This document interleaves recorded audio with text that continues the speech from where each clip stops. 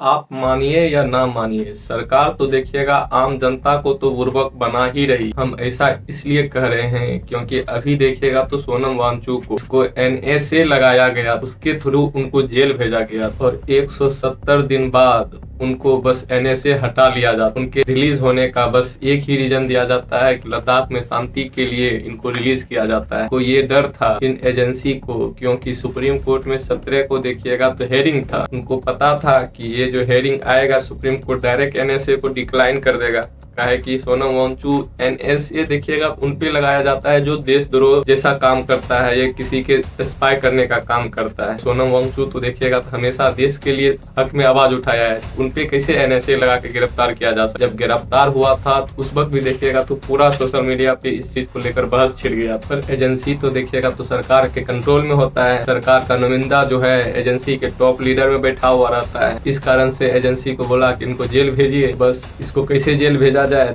NSA लगा के jail भेज दिया। आप समझिए 170 दिन कोई व्यक्ति बिना जुर्म किए हुए जेल में काट रहा है और इंडिया का सबसे पावरफुल जो लॉ है उसको उस पे इम्पोर्ट किया हुआ है। एनएसए लगाने के बाद आपको जमानत भी नहीं मिल सकता है ना। जरा सा इनको गिरफ्तार देखिएगा तो 24 सितंबर 2025 में जो लद्दाख में वायलेंट हुआ था उसमें 4 जो व्यक्ति मर गया था उनको उकसाने का काम देखिएगा तो इन पे डाला गया और देशद्रोह का बोला कि ये देशद्रोह जैसी गतिविधि में इनका नाम है, इस वजह से देखिएगा तो इनको गिरफ्तार किया गया। गिरफ्तार देखिएगा तो इनको 26 सितंबर को किया गया। 6 मंथ बाद बस ऐसे ही उनको बाहर छोड़ दिया गया। अपना सुप्रीम कोर्ट भी कम नहीं है इस चीज में। जब उनको देखिएगा तो उस वक्त गिरफ्तार किया गया था सोनम वांगचुक की वाइफ डॉक्टर गीतांजलि, उन्होंने होवियस कर्पस पिटीशन देखिएगा सुप्रीम कोर्ट में दायर किया, पर 6 मंथ हो गया उनका कोई सुनवाई नहीं किया गया। वहीं पे अगर सुप्रीम कोर्ट को लेकर एनसीईआरटी में कुछ छाप दे तो सुप्रीम कोर्ट तो 1 से 2 दिन में देखिएगा तो पूरा एनसीईआरटी बुक ईयर को खत्म कर देगी। क्या समझते हैं, सुप्रीम कोर्ट भी मतलब दूध का धुला हुआ है,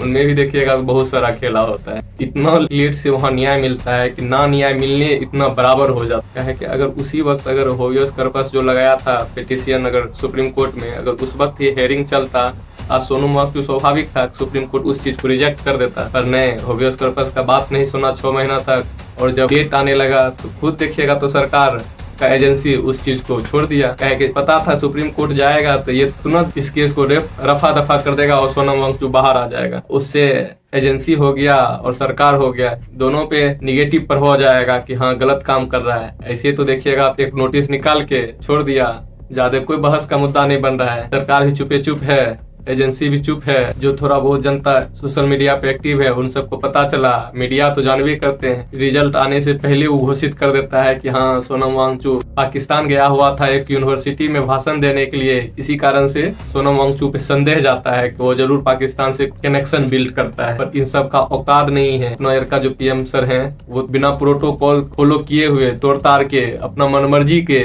पाकिस्तान में जो पीएम थे उनकी बेटी के शादी में चले जाते हैं और वहाँ पे इन सब मीडिया का सवाल करने का औकात नहीं। ये सब तो कुत्ता है ना, ये सब सरकार इसको रोटी देता है, रोटी देना बंद कर देगा तो कुत्ता भूखे नहीं मर जाएगा। यही हाल है इन मीडियाओं का। सरकार जस्ट रोटी है, मालिक है, अगर इन सबको रोटी देता है पालता है तो उसके ऊपर भों कैसे कर सकता है। मालिक जिस पे कहता है भों करने के लिए उस पे ये सब भों करता है। इतना ही है। हम तो ये भी कह सकते हैं आप अगर इस न्यूज चैनल को अभी भी देख रहे हैं बिल्कुल ही बंद कर दीजिए। अब सोशल मीडिया पे ही देखिएगा एक से एक अच्छा कहानी और न्यूज कवरेज करने के लिए तैयार है। न्यूज पिंच को देख लीजिए, लल्लन टॉप को देख लीजिए, ये सब कितना मतलब गंभीरता से मुद्दा को बताता है और समझाता भी है। पर इन मीडिया वालों को देखना तो बिल्कुल बंद ही कर दीजिए। सोनम वांगचुक को देखे ना, सरकार बोल दिया कि हाँ ये देशद्रोह नहीं है, पर मीडिया उस वक्त साबित कर दिया था कि ये सोनम वांगचुक जरूर पाकिस्तान से साथ कनेक्शन बिल्ड करके रखा है। अब बताइए वो सब सॉरी मांगेगा? अभी नहीं मांगेगा। उस वक्त उसका इमेज पे कितना ठेस पहुंचा होगा, कोई जवाबदेही नहीं है इस चीज। इन एजेंसी को भी देखिए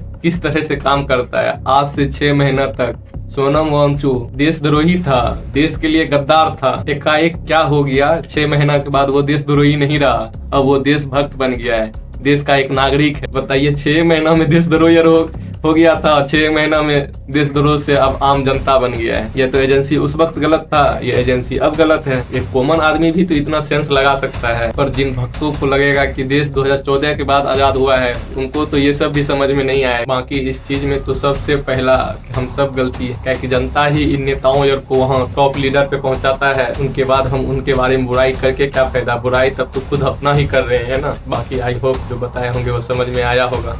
बहुत बहुत धन्यवाद।